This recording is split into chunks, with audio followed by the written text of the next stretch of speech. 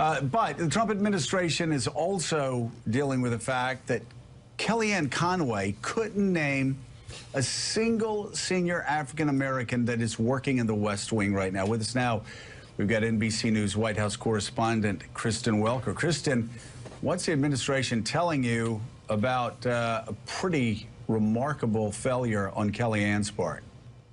Well, look, Joe, they're pushing back. They're saying that Kellyanne made it very clear there are other African Americans who work within this administration who do have senior roles. Of course, Ben Carson being one example of that. But the bottom line is this exchange is making a lot of waves, getting a lot of attention. Take a look, and we'll do some analysis on the other side. Kellyanne, the Omarosa was the most prominent high-level African-American serving in the West Wing on President Trump's staff.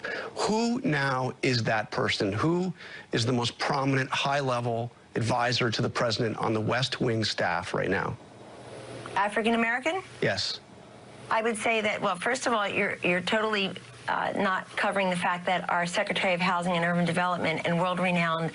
I'm asking you about the White House staff. I'm asking you about the people the president is with every day. Well, the president works with Secretary Carson every day. He's trying to break the back of who there is on the White House staff right now? And we have Jerron, who's done a fabulous job and he's been very involved with Jared Kushner and President Trump on prison reform from the beginning. He's been there from the beginning. He worked with Omarosa and others. So a lot of people wondering who Jerron is. Jerron is Jerron Smith. And according to administration officials, he has been working with another official here, Henry Childs, to really lead the African-American outreach. Now, they are not staffed here within the White House. They're in the EEOB.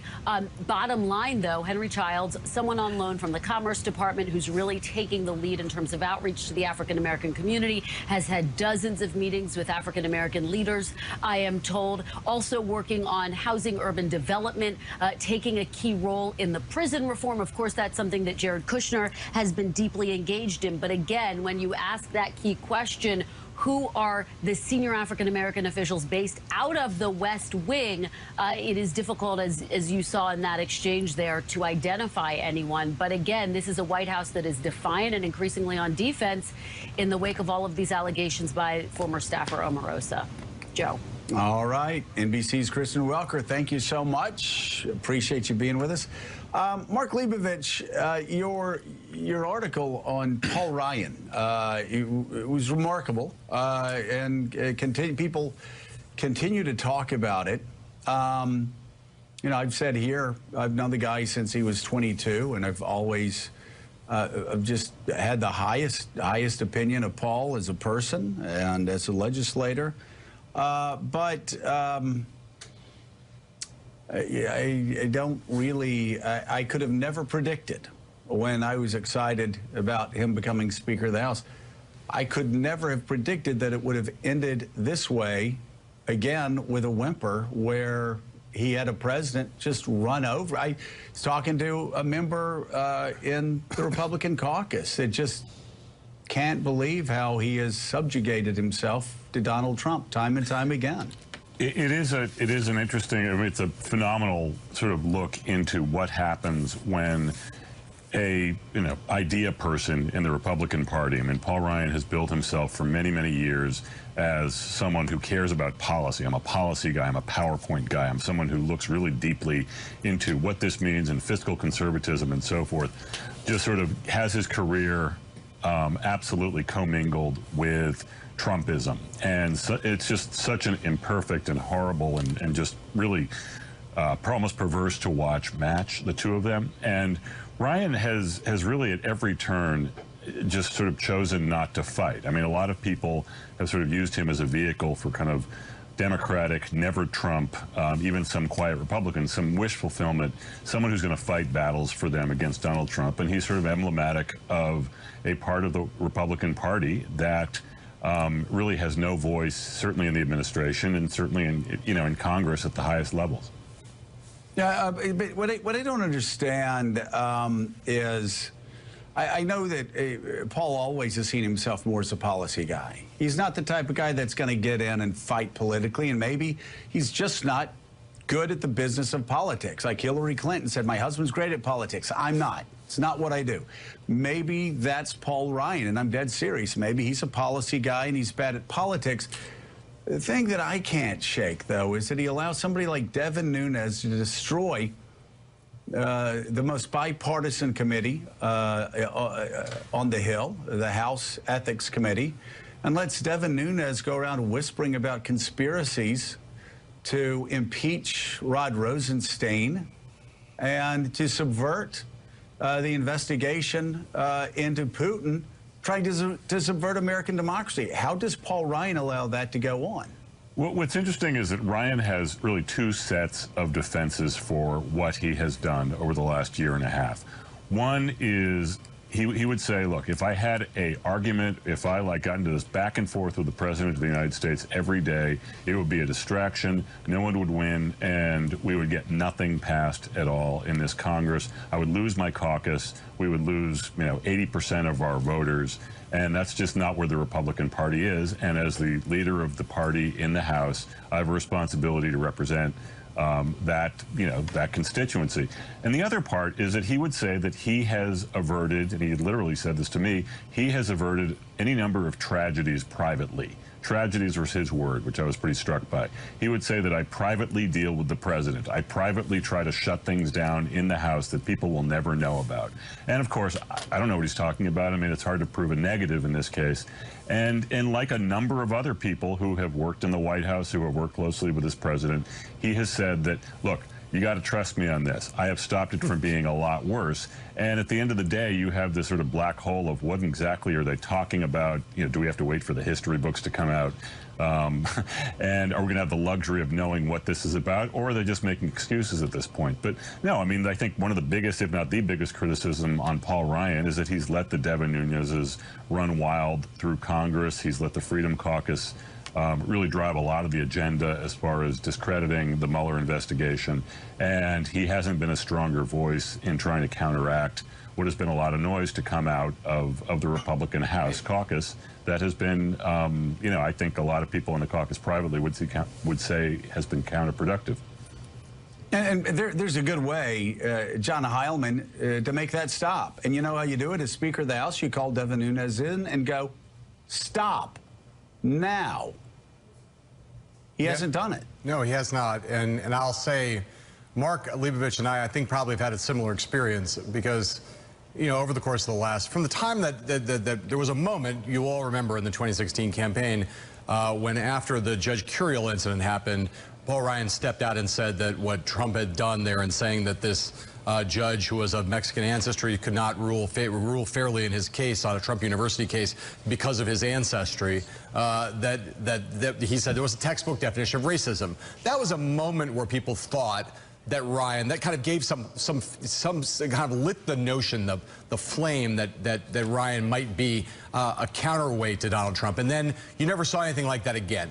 And I've heard the same things that Mark has heard from people close, from people close to the speaker, who said tragedies have been averted. You'll never know what he's done behind the scenes to stop worse things from happening. And every time, not just asking the speaker himself, but asking people close to him who care about his reputation, saying, tell me on background, tell me off the record, give me an example, something to make me believe that that's true. I've not heard one example on background, on deep background, or off the record. And I don't know if, Mark, if you have had a contrary experience, but I continue to sit here on television today and say to the many people I know who are close to Paul Ryan, who believe that in some way he's still a good man, and who maintain this, that what he has said to Mark Leibovich in this story is true, the tragedies have been averted, please, just so I can believe, if they're there, call me.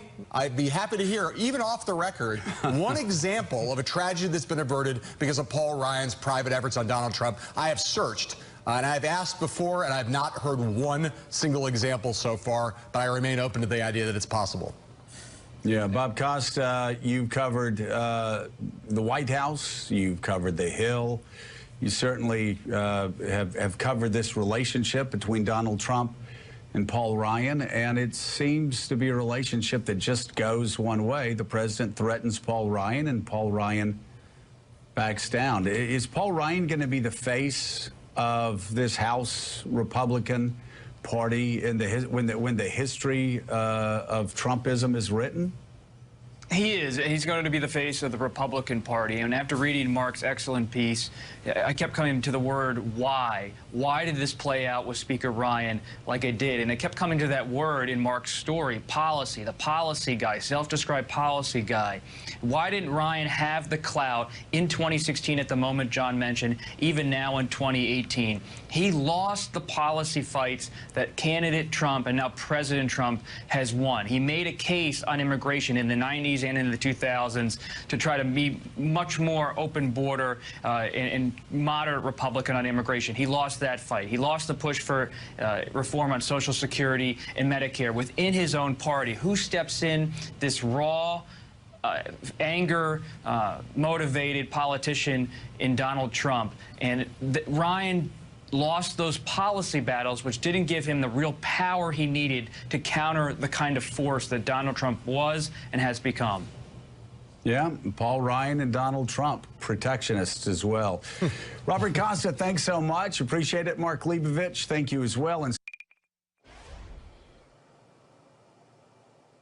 hey, welcome back to Morning Joe. John? Yeah, Joe, speak to me. No.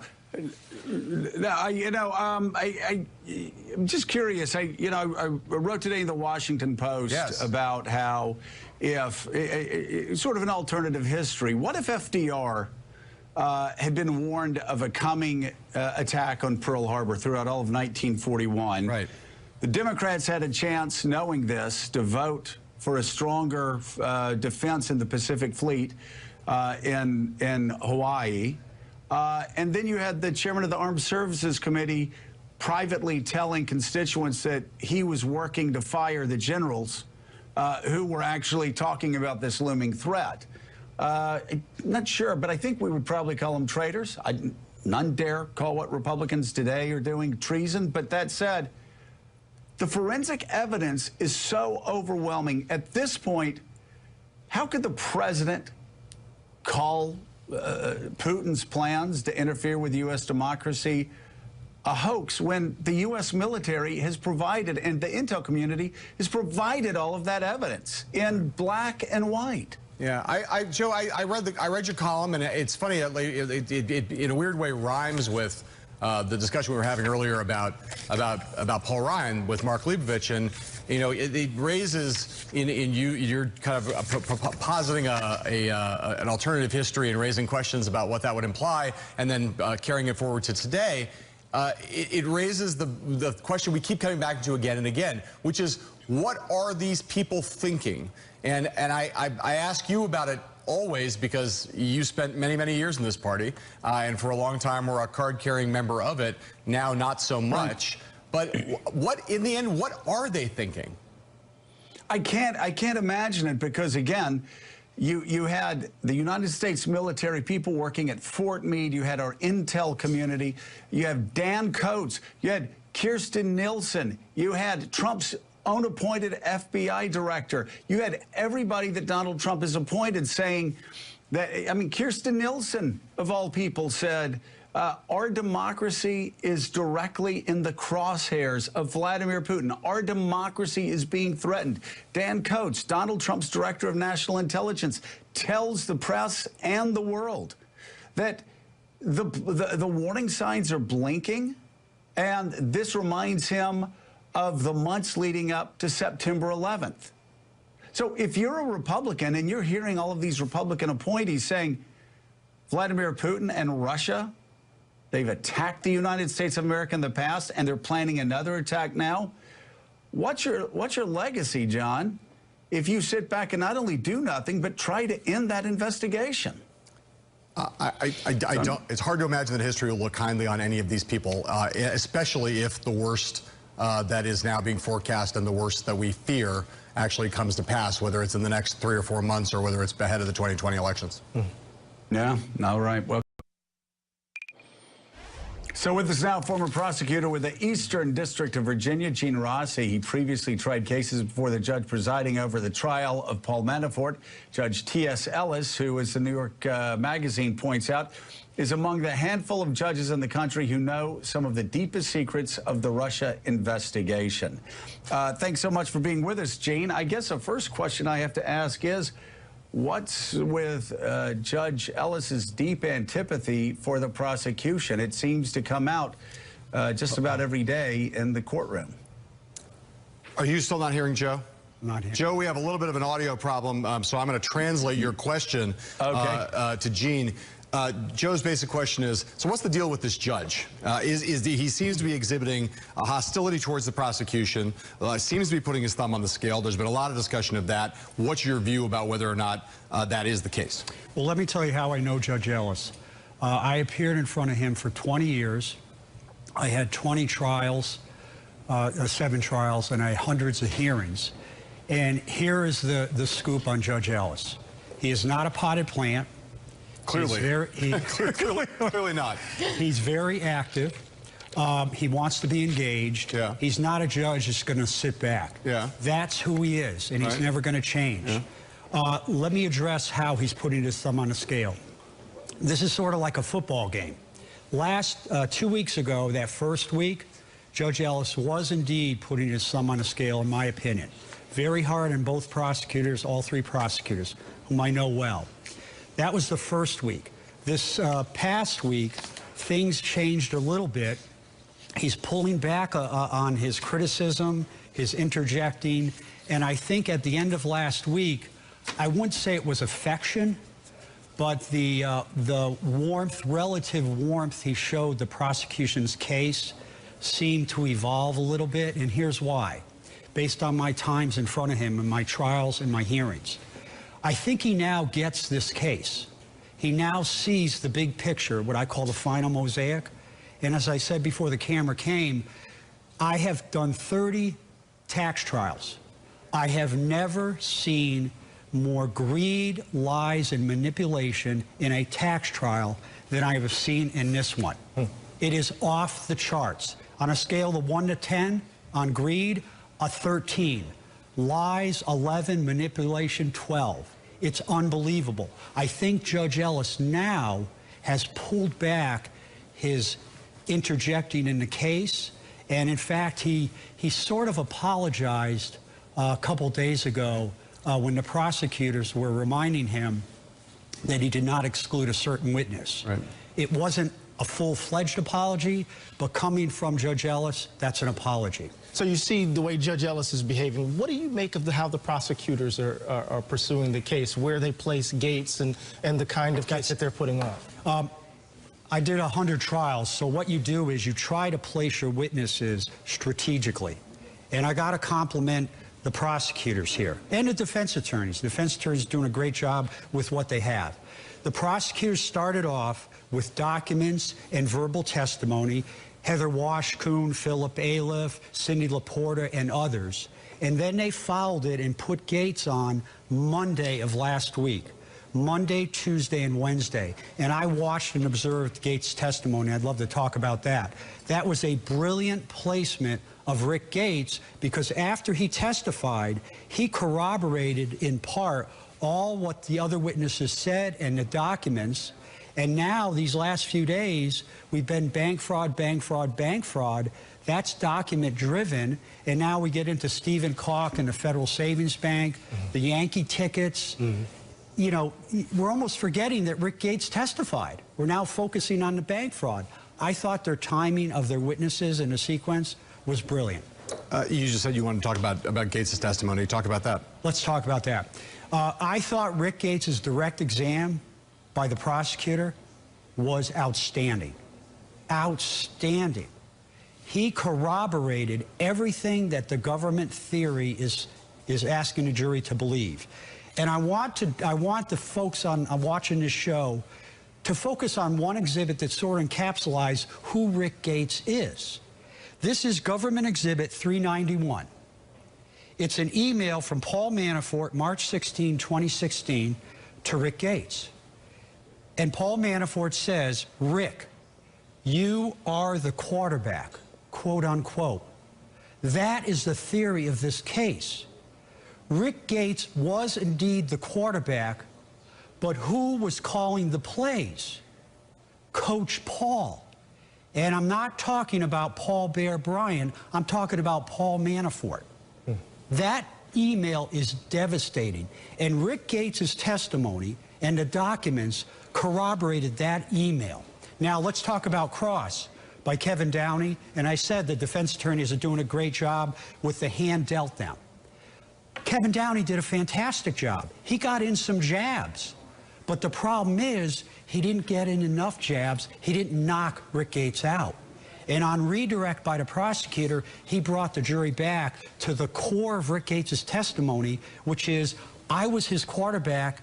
He called the plays. Gene, we gotta leave it there. I gotta say to Joe, thank you very much for your wisdom on this. Joe, it sounds like Gene is not, definitively not in the category of those who think that the prosecution is in any trouble, despite the judges, some of the judges' thumb on scaling, and despite yep. some of the Rick Gates testimony that seemed to not go particularly well from him. One bad day of testimony. It seems like it looks like, from this point of view, at least from where Gene sits, still a slam dunk for the prosecution on this case.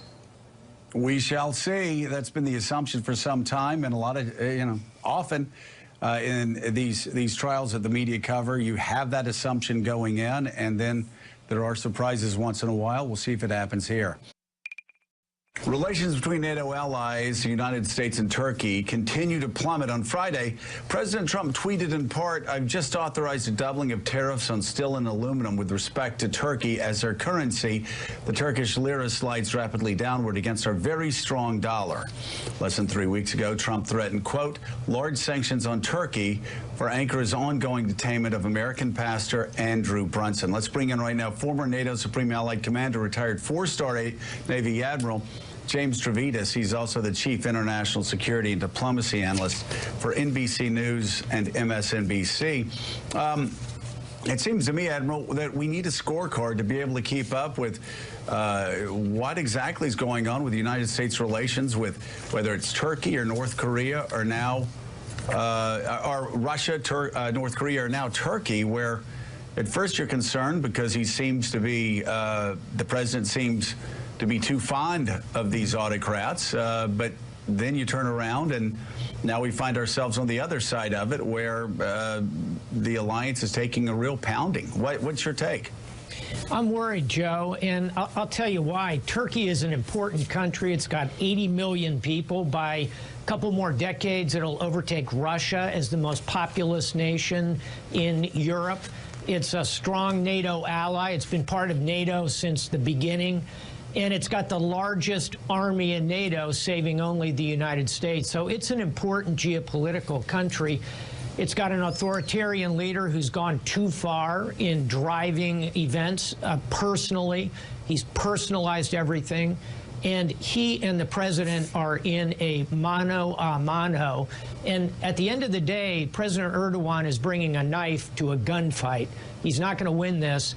Life is full of choices, and he ought to make the choice, Erdogan, to save the lira, save his country by working more with the United States on this one. He's in the wrong place, and he's driving events terribly, and it's really destructive to the NATO alliance. And I'll close by saying what I worry about most is the way this could pitch Turkey into the camp of Russia, make them soften on Iran. It's bad geopolitics for us.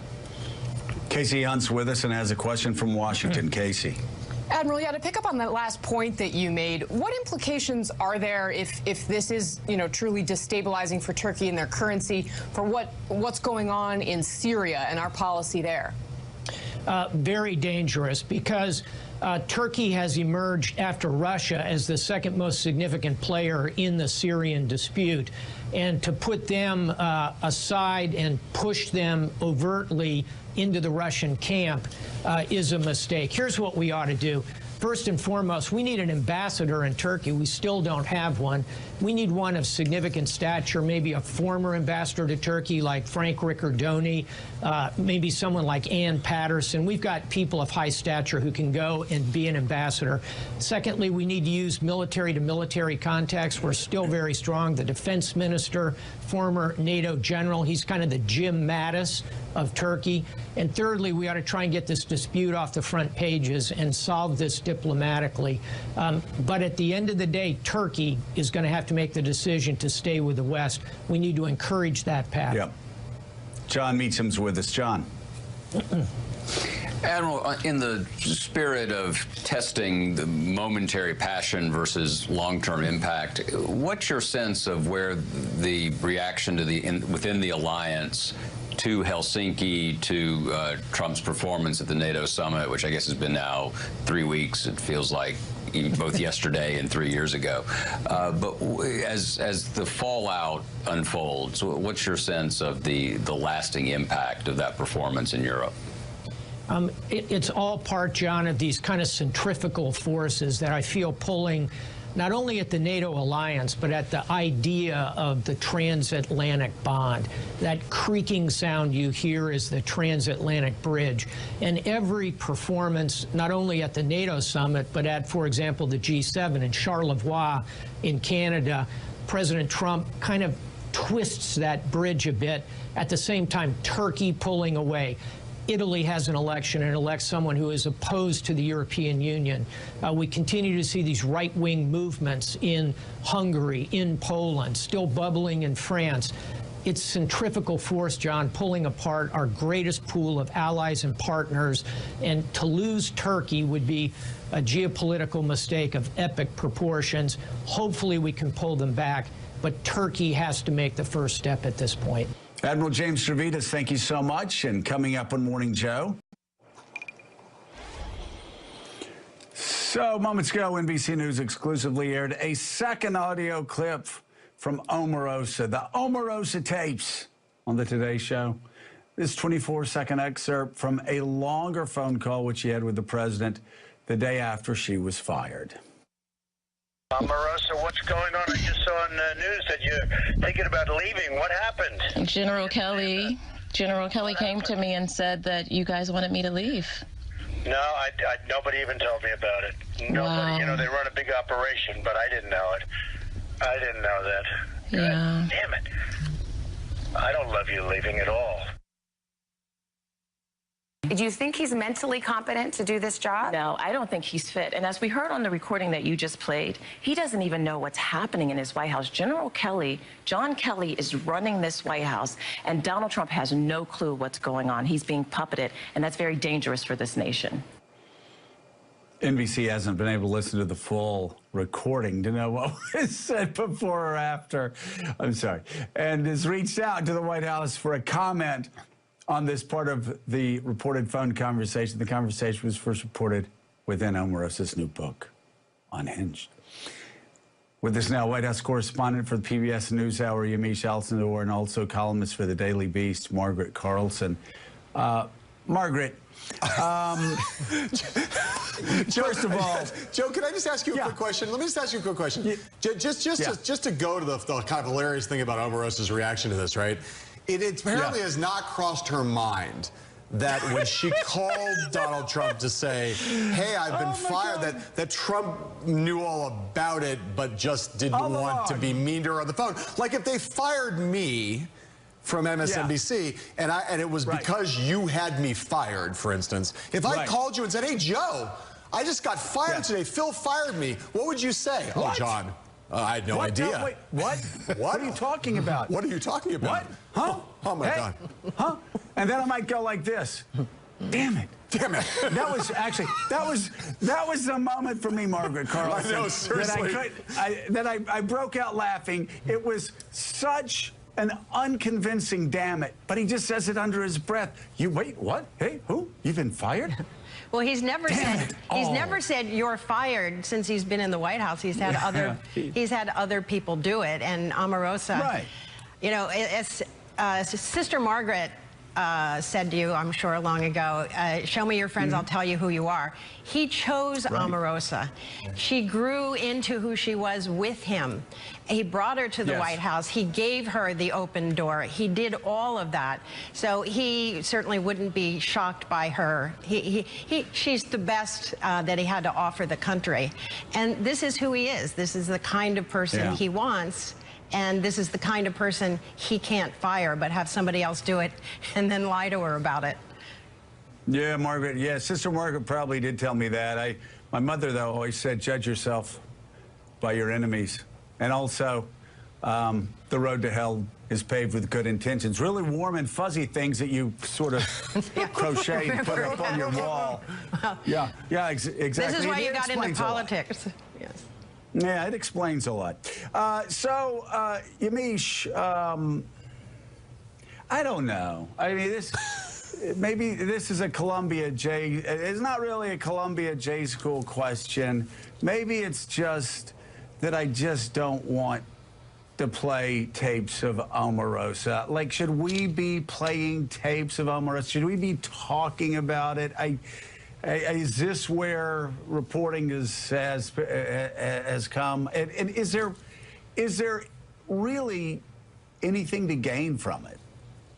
Secret tapes made of White House officials is definitely news. You have Omarosa, despite whatever people think about her, she's someone who was in the White House getting paid something like $179,000 a year of taxpayer dollars, and she now has these recordings. So I think it is absolutely newsworthy. The fact that just yesterday we heard John Kelly firing her and her recording that, and then today we hear the President of the United States talking about the fact that he thought that she shouldn't be getting fired and that he didn't love it.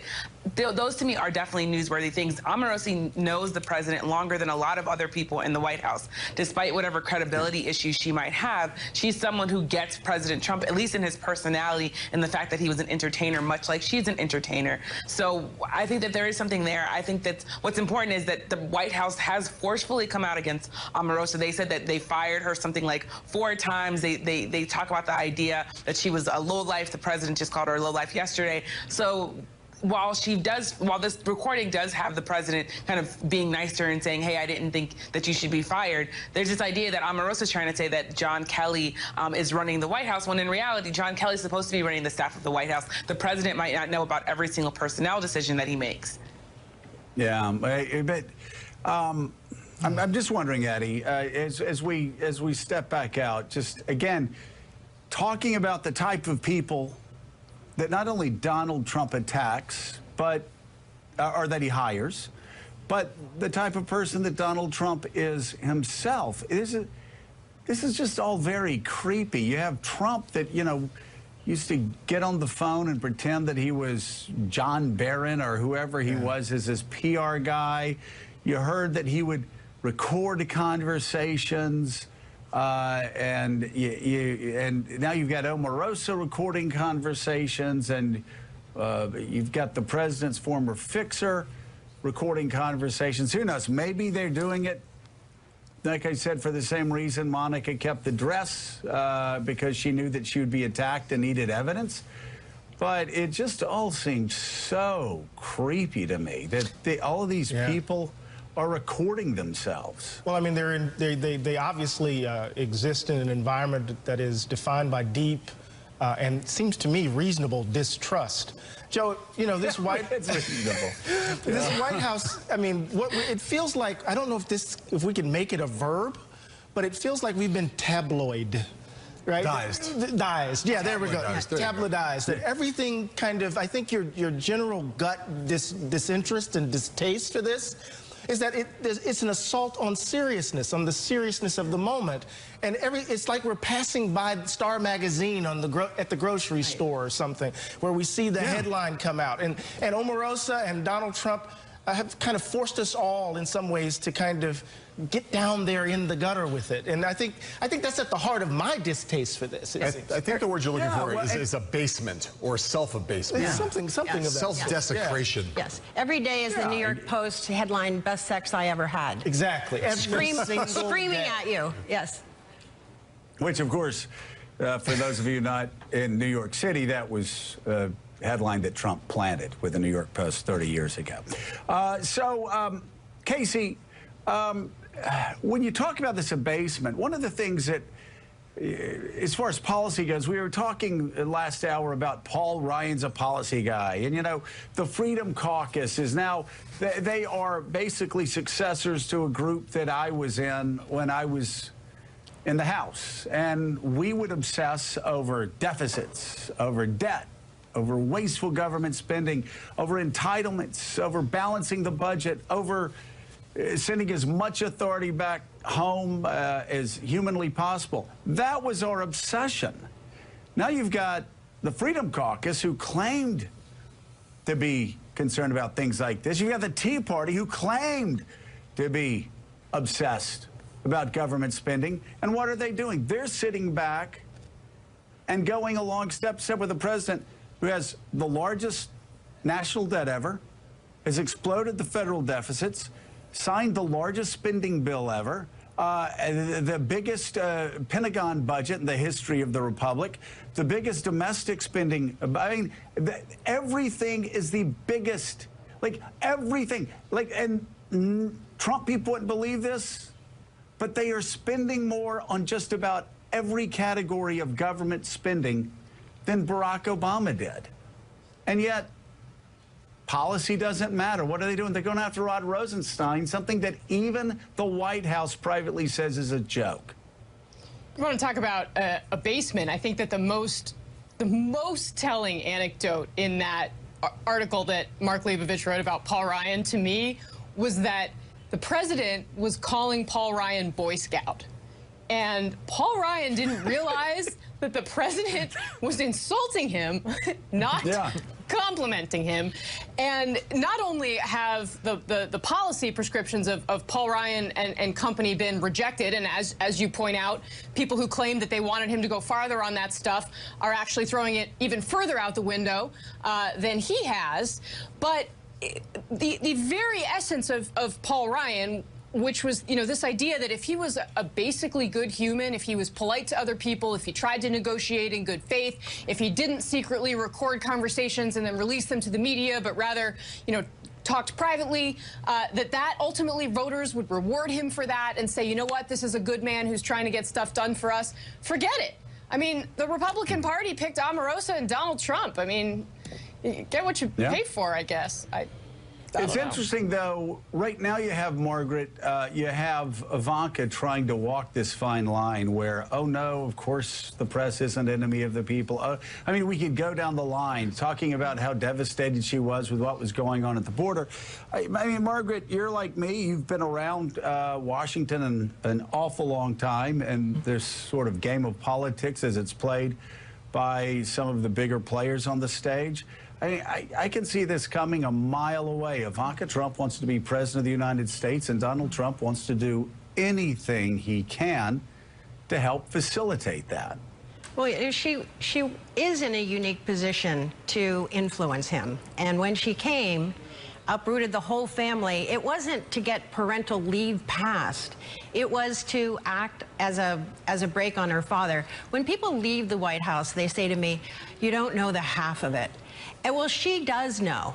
She knows from the mom and pop operation in the Trump Tower, she knows what her father is like, and she came and she was going to be, quote, a force for good. And time and again, she simply has not been, not on Charlottesville, not on the travel ban, not on climate change, and certainly, heartbreakingly, not on the border. And it was just right up her alley. And one of the worst days of it, she was shown tossing her own baby, you know, up in the air happily, while the pictures on TV were, you know, distraught parents having their children taken away. One person close to the White House told me that one of the reasons she didn't take it on was because Melania did. I mean, Melania hardly took it on. She did actually go to the border, which is more than what Ivanka did. But has there been anyone who's, you know, maybe you weren't fooled by it, Joe, but I thought she would have some influence on her father, and she simply had none. He's had more on her. Yeah, I mean, there's no doubt. I think, You know, Mika and I talked about having lunch with them one time very early in the White House, maybe the first weekend, second weekend. It was, my biggest takeaway was that she stood in line just like everybody else to get a sentence in. I mean, I think he treats just about everybody the same. Now, she's first among equals. I mean, and I do believe that they are thinking that one day she'll be president or one day she can succeed him. But there's no doubt she's not had a lot of influence on him. Yamiche, when we talk about the border, it's been the ACLU that has really stepped forward. And the White House has actually deferred to the ACLU, saying, you clean this up, we're not going to. I mean, so Ivanka Trump defers to the ACLU instead of using her powerful position to do it herself. I mean, just this morning, what we know is that there are still hundreds of children who are separated from their families. And then there are parents who are actually deported without their children. I talked to an immigration lawyer over the weekend who said that he's very, very worried about all these different, basically all these different access points where you could look at this. There's the kids that are with their parents that are still stuck in jail, the kids that might not ever see their parents again. So the government has basically said, hey, ACLU, we're going to try to put this plan together. But it's because the ACLU has been exerting pressure on this government is why we're seeing even these numbers. Yeah. All right. Well, thank you, Yamiche. We appreciate it. Yamiche Alcindor and Margaret Carlson, thank you both very much. Hey, with us now, we've got the Deputy Director of the ACLU's Immigrant Rights Project and lead attorney in the legal challenge to the Trump administration's family separation policy, Lee Gelernt. Lee, thank you so much for being with us. Thanks for having me. Let's just start with a question that we always ask. How many children are currently separated from their parents and endangered of being permanently orphaned? Yeah, we believe that there's still maybe over 600 children who are still not with their parents. You know, it's been a long time now. It's really unfortunate because every day the medical community is saying more and more harm is being done to these children. Eventually, it may be irreparable harm. And what's the age of these children? It ranges from babies and toddlers, 1 year old, 2 years old, up to 17. I mean, you know, so we're not talking about only older teenagers. We're talking about little babies that they took away. You know, Lee, what I can't understand about this, what baffles me about this more than, well, I guess other than the horrific policy, is the fact that there is nobody in the federal government that is directly responsible for bringing these children and these parents together. I'm shocked that the Senate and the House have not demanded more answers on this process. But the ACLU has been standing in that gap.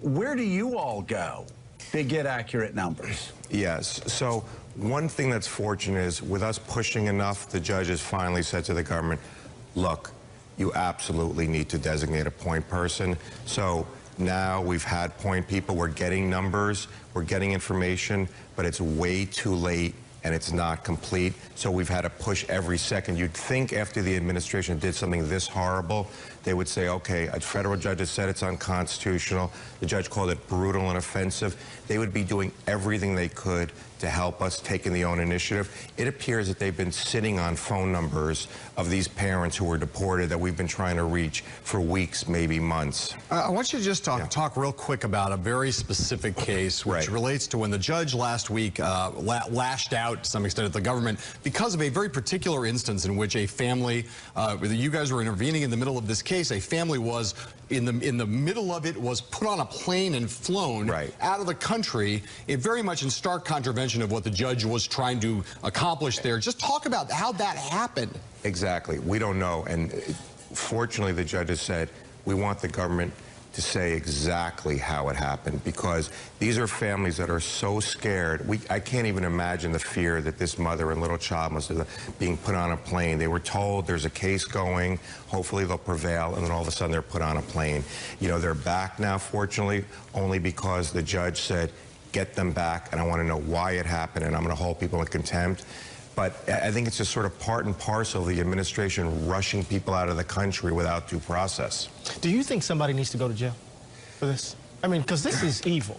I mean, we can't call it anything else but what it is. Right. So well, somebody need to go to. We have not asked for that, and it does not appear that our judge is looking at those remedies. I know people are calling for that.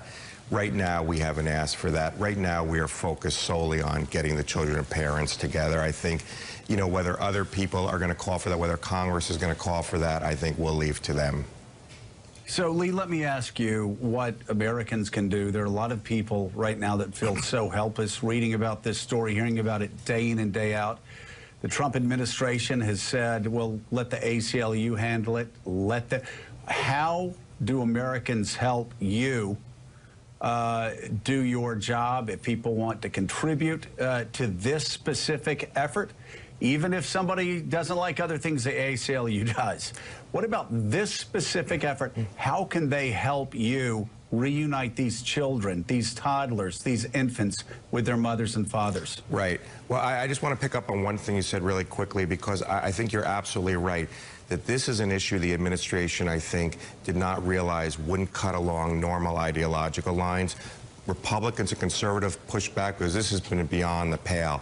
And I think we are going to hopefully have GoFund campaigns and other things where money can be given, so that we've already done that. So families need shelter, they may need transportation, all those things. So I think if you go to our website, we will have suggestions about that. But absolutely, there's been a public outcry, and that's been critical surrounding the litigation by us. All right, Lee, thank you so much for being with us, and more importantly, thank you for the important work that you've been doing. Well, that does it for us this morning.